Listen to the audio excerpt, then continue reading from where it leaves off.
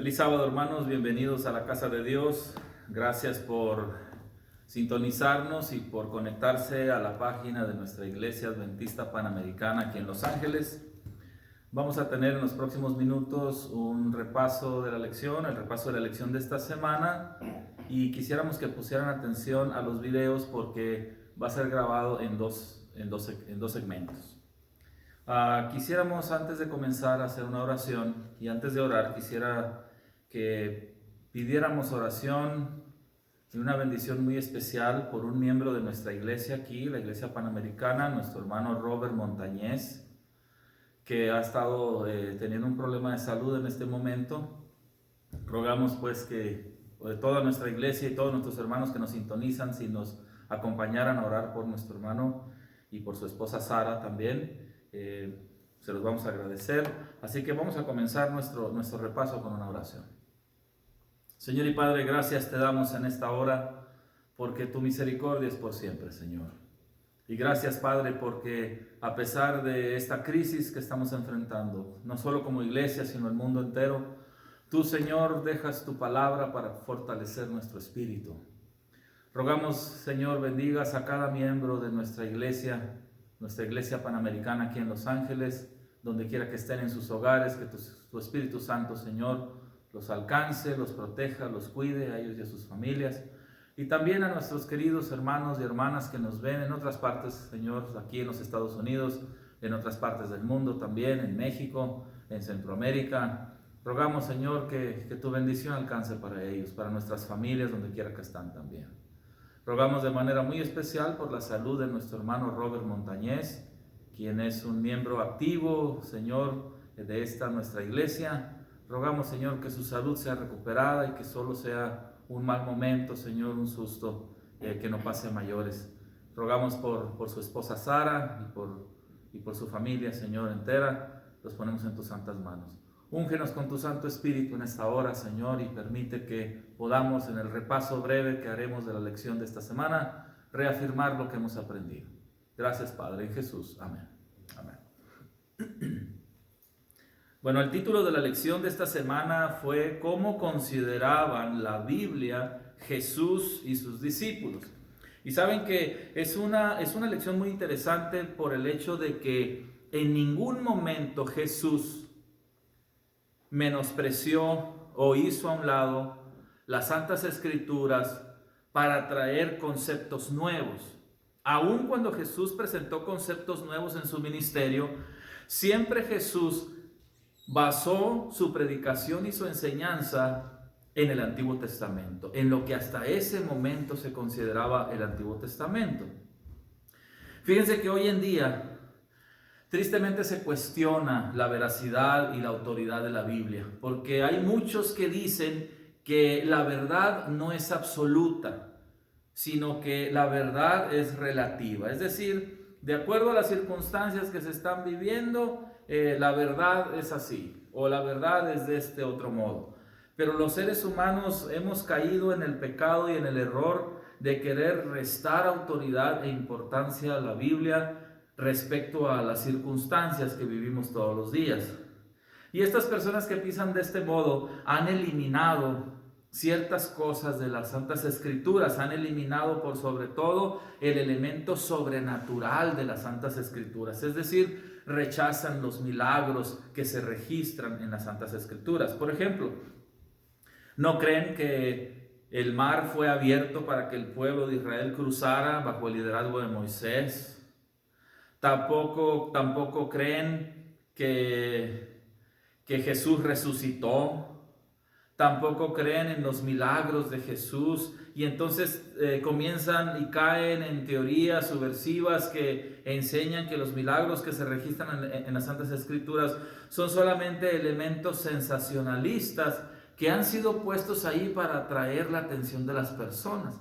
Entonces quitan esos milagros, ese efecto o ese elemento sobrenatural de las Santas Escrituras, y entonces rebajan la autoridad de las Santas Escrituras. Entonces para ellos la Biblia se ha vuelto irrelevante. Es un libro más, es un libro histórico, es un libro fantasioso, es un libro que solo cauteriza la mente de las personas para enseñanzas verdaderas, y entonces caen en un pecado tras otro al dudar de las Santas Escrituras.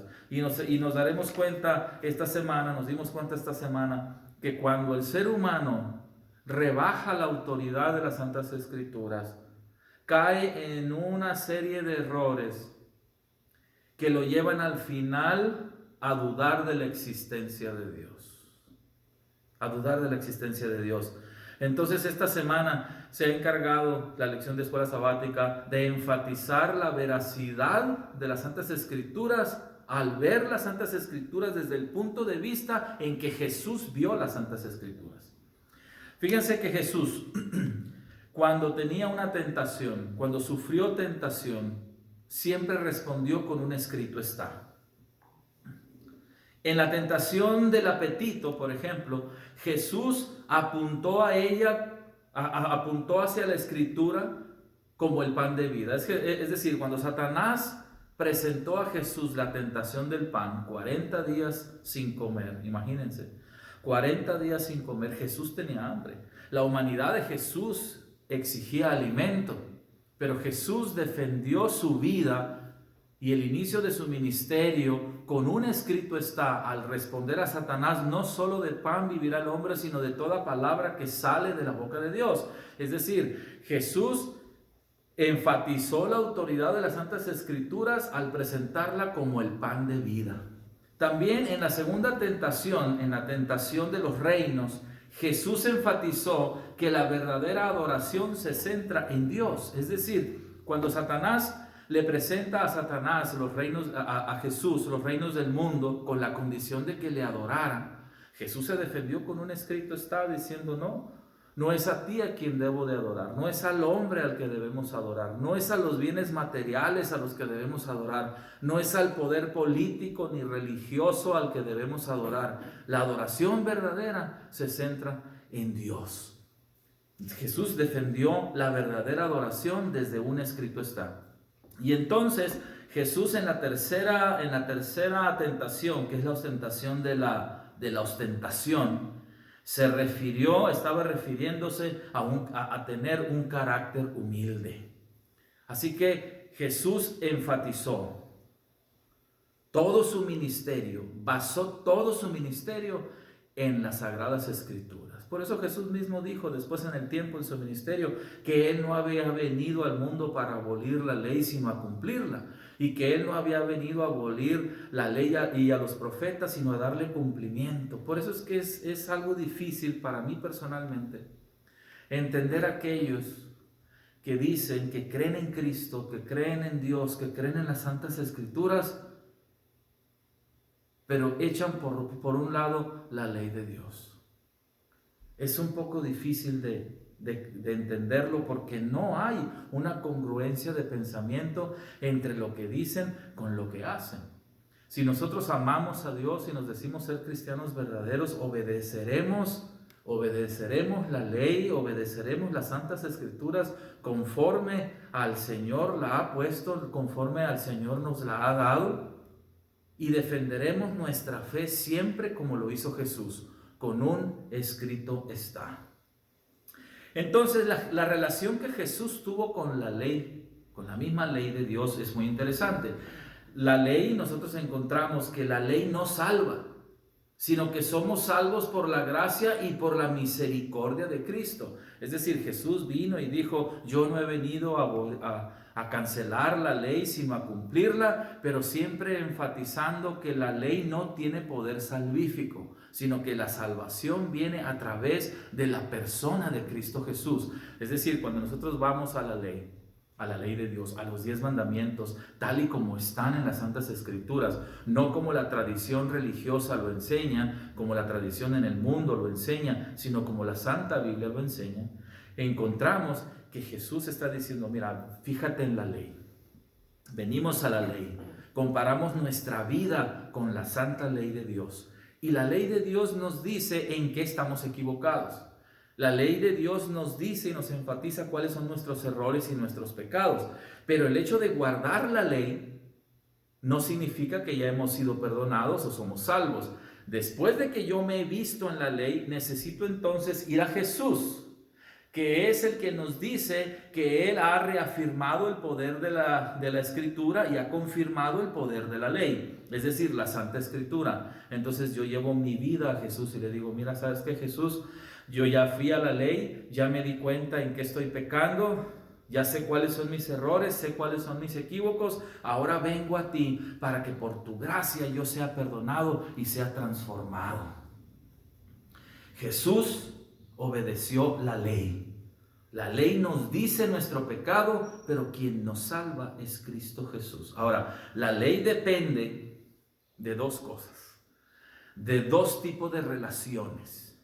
Una relación vertical y una relación horizontal.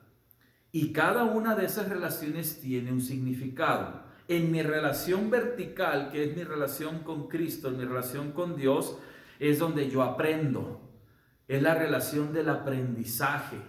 Y en mi relación horizontal, que tiene que ver con mi prójimo, es la acción. Es decir, es la relación de actuar en favor de los demás.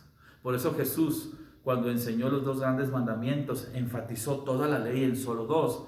Amarás al Señor tu Dios por sobre todas las cosas y a tu prójimo como a ti mismo. Allí está resumida toda la ley, ¿verdad? Porque los primeros 4 mandamientos tienen que ver con Dios y los 6 últimos mandamientos tienen que ver con nuestro prójimo. La ley, la obediencia de la ley, hacer la ley efectiva en nuestra vida, depende de dos tipos de relaciones.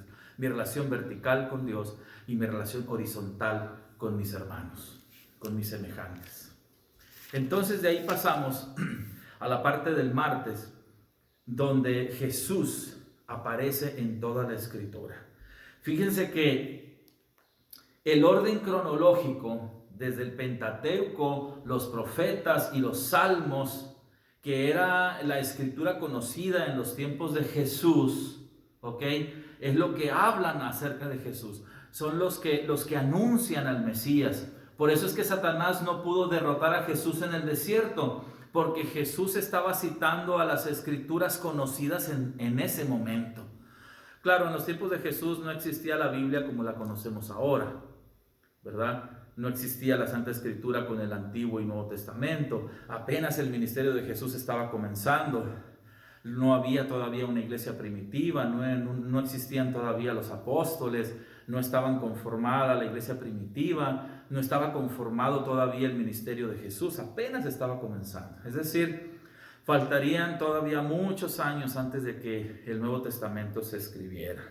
Pero Jesús estaba basando su ministerio y estaba también basando su fortaleza espiritual en la escritura ya conocida, que ya se conocía en ese momento, que era el Pentateuco, los profetas del Antiguo Testamento y el libro de los Salmos. Entonces, en la charla de Jesús, en la charla que Jesús tuvo en el camino a Emaús, con los 2 discípulos que describe la Biblia, en el camino a Emaús, Jesús dejó en claro que se debe enseñar toda la Escritura. Porque dice el texto bíblico que hablando Jesús con sus discípulos y pasando por toda la Escritura hasta entonces conocida, repito, Pentateuco, profetas y los Salmos, Jesús les declaró, les recordó lo que en la Escritura de ese tiempo se hablaba de Él mismo. Con ese ejemplo que Jesús nos dejó en el camino de Emaús, se nos está diciendo que cuando nosotros enseñamos la Escritura, tenemos que enseñar toda la Escritura tal y cual es. Pero déjame enfatizar algo, este es un paréntesis. Debemos predicar la Escritura toda, pero solo la Escritura. Miren, por eso hay tanta confusión religiosa en el mundo, porque el ser humano tiene siempre la intención, la inclinación, el deseo de inclinar su estudio bíblico hacia una filosofía personal.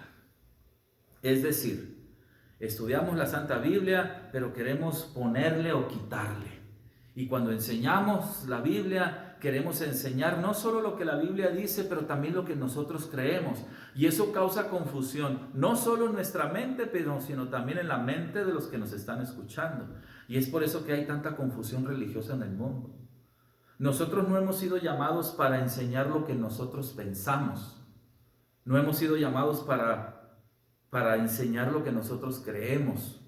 Hemos sido llamados para enseñar lo que la Biblia dice, porque es la palabra de Dios, únicamente, sin agregar y sin quitar. Toda la Escritura.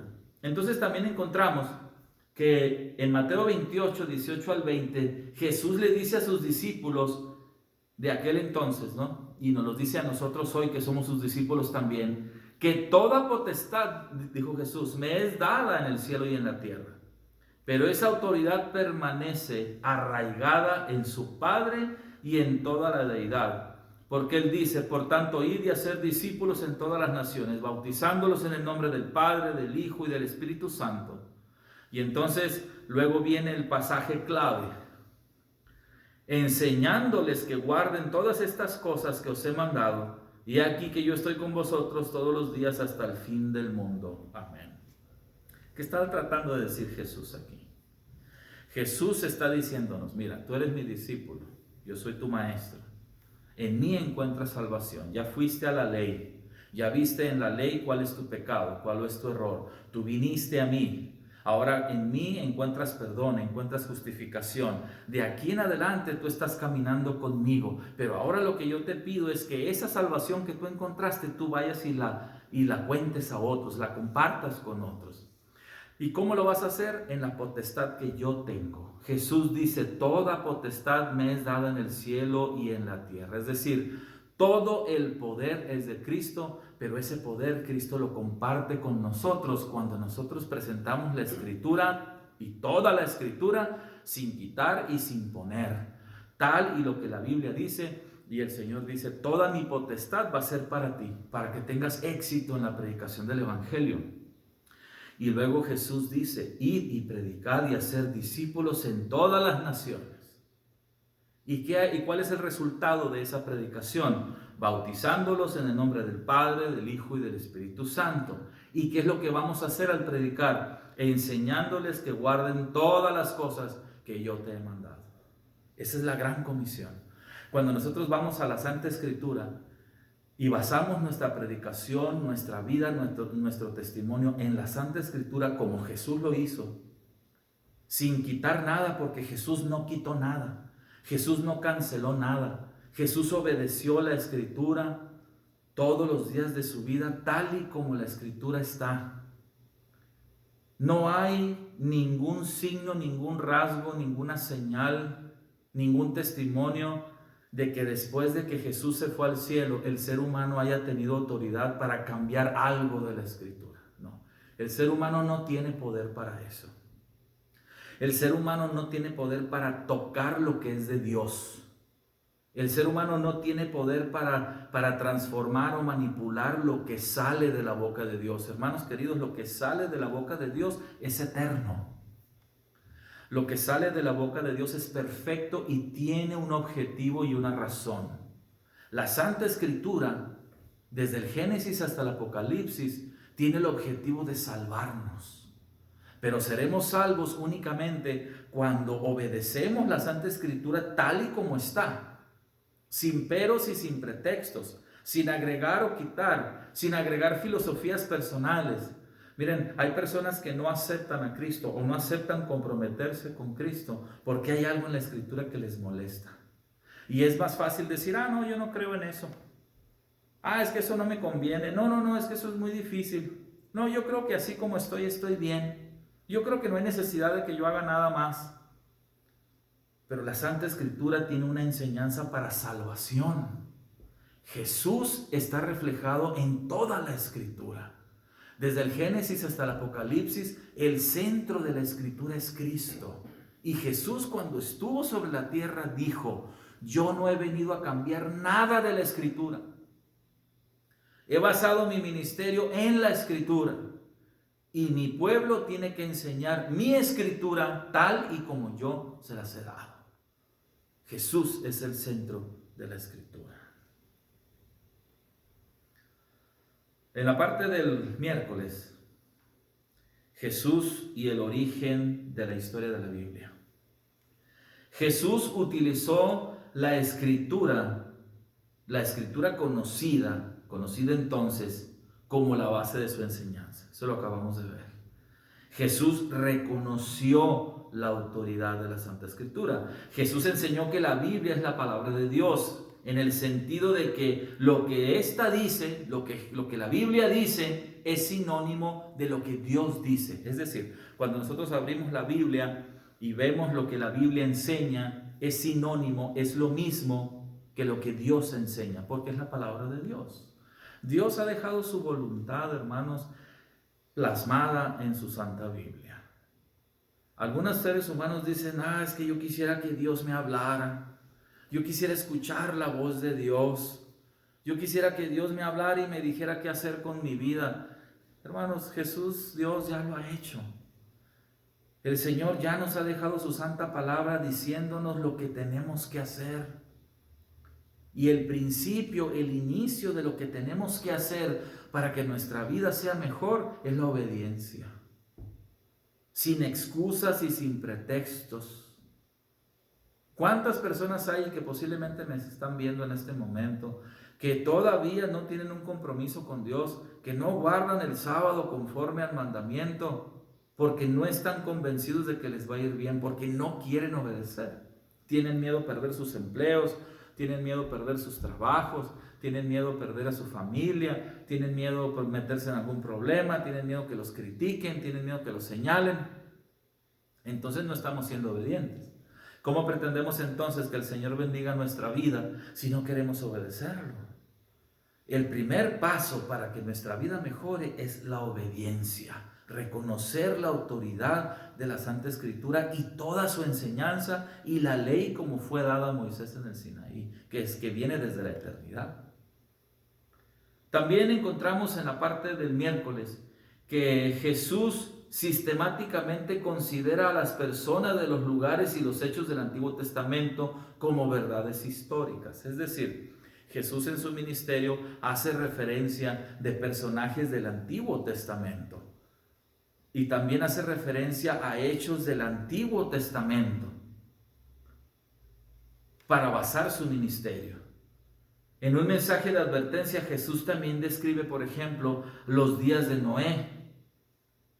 Y se refiere a que, utilizando el ejemplo de Noé y el arca de Noé y el diluvio, que al fin del tiempo sucederá una catástrofe tal y habrá una actitud igual a la que hubo en los días de Noé. Y Jesús advierte a las futuras generaciones, así como pasó con Noé, así va a pasar también antes de que yo vuelva por segunda vez. Entonces todo indica que Jesús se estaba refiriendo a ese acto poderoso del día del juicio de Dios como un hecho histórico. Así como Dios juzgó la tierra en los días de Noé, así mismo Dios habrá de juzgar la tierra al final del tiempo, cuando Jesús vuelva en gloria y majestad. Entonces Jesús está otra vez dando y respetando la autoridad de la Biblia.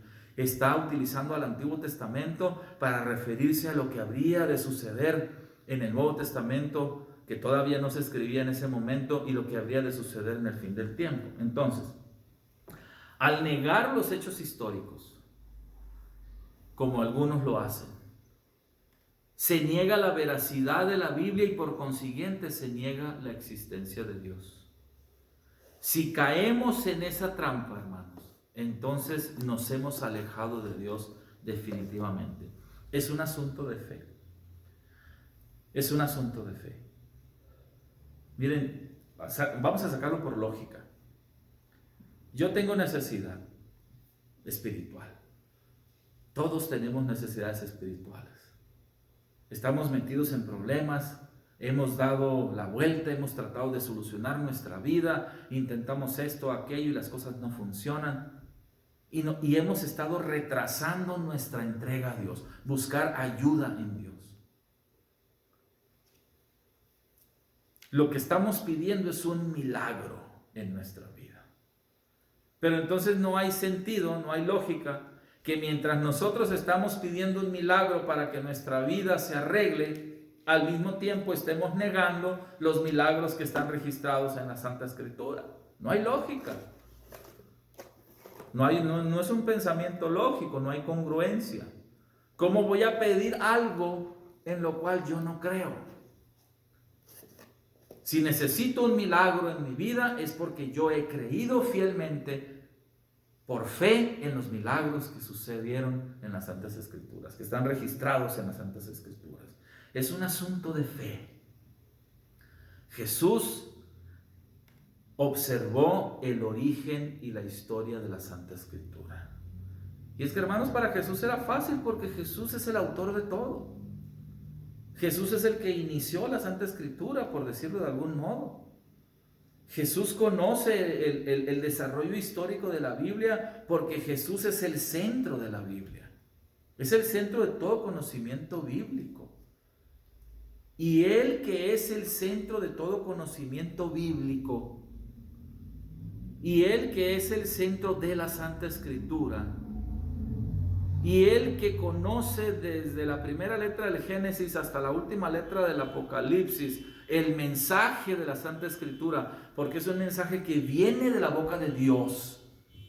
Él mismo nos está diciendo que la Santa Escritura y su enseñanza son válidos, que nada, ninguna parte de la Santa Escritura ha sido invalidada. Entonces, ¿por qué dudar? También por eso yo preguntaría a nuestros hermanos que no creen en esto, que los hermanos evangélicos, por ejemplo, que aman a Cristo sin duda alguna, que son fieles a Él, pero niegan la veracidad de la ley de Dios y dicen que la ley de Dios fue sacrificada cuando Jesús fue sacrificado en la cruz del Calvario. Pero Jesús dijo: yo no he venido a abolir la ley sino a cumplirla. Y después del sacrificio de Jesús durante la iglesia primitiva, no hay registro de que la iglesia apostólica haya cancelado la veracidad y la autenticidad de la ley. Entonces, ¿qué hacemos con ese hecho histórico? ¿Qué hacemos con esa situación? ¿Por qué el ser humano ha caído en esa necedad de querer cancelar la ley de Dios? Eso es por un lado. Pero también está la tradición, la iglesia tradicional que ha gobernado este mundo por siglos, que no ha cancelado la ley de Dios, pero ha manipulado la ley de Dios. Ha cambiado el cuarto mandamiento, ha sacado el cuarto mandamiento del sábado de la ley, ha puesto su propia idea, su propia ideología. Entonces tenemos dos frentes de lucha: aquellos que ya no creen en la ley, que dicen que ya fue cancelada cuando Jesús murió, y aquellos que dicen creer en la ley, pero que la han manipulado. Entonces, sobre la faz de la tierra hay un punto medio, un pueblo que predica la santa palabra de Dios y la ley en la santa palabra tal y como fue dada desde el principio. Y esa es nuestra bendita iglesia. Esa es nuestra bendita iglesia.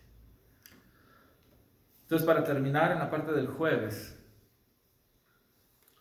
los apóstoles y la Biblia. ¿Cómo reaccionaron los apóstoles ante la Santa Escritura? Los escritores del Nuevo Testamento abordaron la Biblia de la misma forma que Jesús lo hizo. Fíjense, Jesús dijo: toda la Biblia es auténtica. La ley está vigente porque viene desde la eternidad. Y los apóstoles de Cristo siguieron la misma enseñanza y el procedimiento de Cristo. Abordaron la ley y la Biblia con el mismo respeto y la misma veneración que Jesús, como Jesús lo hizo. No hubo ningún cambio. No hubo ningún cambio de ética ni de conducta. El Antiguo Testamento para ellos era la palabra de Dios, la autoridad de Dios. No encontramos nada en ninguna parte donde estos hombres hayan hecho o dicho que desafíe la autoridad o la autenticidad de cualquier parte de la Santa Escritura. Nada. Entonces, si nosotros nos consideramos herederos de la iglesia apostólica, es decir, de la iglesia primitiva, de la iglesia de los inicios, entonces nuestro deber también es obedecer la ley, creer en la Santa Escritura tal y como está, sin quitarle ni ponerle, sino tal y como Dios nos la ha entregado. También entendemos que hay una relación estrecha entre la Escritura y la voz de Dios. Como dijimos al principio del repaso, nosotros creemos, ¿verdad?, que al leer la Santa Escritura estamos escuchando la voz de Dios. Cuando las personas dicen, no oigo a Dios, ¿por qué Dios no me habla? Es porque no abrimos la Biblia para escuchar la voz de Dios. Porque la voz de Dios se escucha en las líneas, en las palabras, en las frases, en las enseñanzas de la Santa Escritura. No escuchamos la voz de Dios porque o no abrimos la Biblia para estudiar con conciencia, o abrimos la Biblia y estamos leyendo nomás a lo tonto y no estamos poniendo atención a lo que Dios quiere decirnos. La palabra de Dios es la voz de Dios en acción. Los escritores bíblicos siempre utilizaron como referencia al Antiguo Testamento. Es decir, cuando Jesús aparece sobre la tierra y funda la iglesia primitiva, porque Jesús es el fundador de la iglesia, porque Jesús es el dueño y cabeza de la iglesia, porque la iglesia verdadera pertenece a Cristo, no pertenece a un sistema, es de Cristo. Utilizaron como referencia al Antiguo Testamento.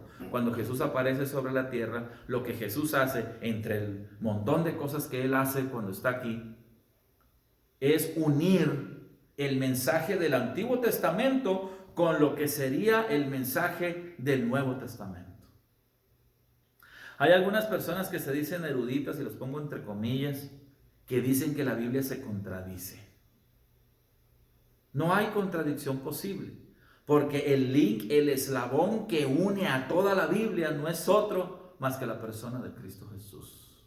Y si la persona de Cristo Jesús, si Cristo Jesús lo dice, nosotros, hermanos, tenemos que creerlo por fe. También encontramos que los autores del Nuevo Testamento invariablemente confiaron en el Antiguo Testamento como palabra de Dios.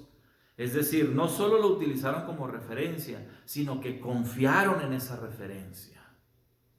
Son dos conceptos donde quizá no se ve la línea divisoria, pero una cosa es utilizar la referencia y otra cosa es creer y confiar en esa referencia. Los apóstoles no solamente la utilizaron, sino que creyeron en eso. Por eso es que no se atrevió ninguno de ellos a poner o a agregar, a quitar o restar ninguna parte del mensaje de Cristo. Porque ellos habían estado con el Maestro y tenían la prueba fehaciente de lo que Jesús había enseñado, tenía su base en el Antiguo Testamento. Y ellos mismos habían tenido la oportunidad de comparar la Santa Escritura, el Antiguo Testamento, con la persona de Cristo y darse cuenta que las profecías que hablaban de Él se cumplían en la persona de Jesús. No había duda para ellos. Y hermanos, si nosotros nos decimos ser seguidores de Cristo Jesús, no tenemos que tener duda de Él como cumplimiento profético, es decir, las profecías mesiánicas se han cumplido en Él, y tampoco deberíamos de tener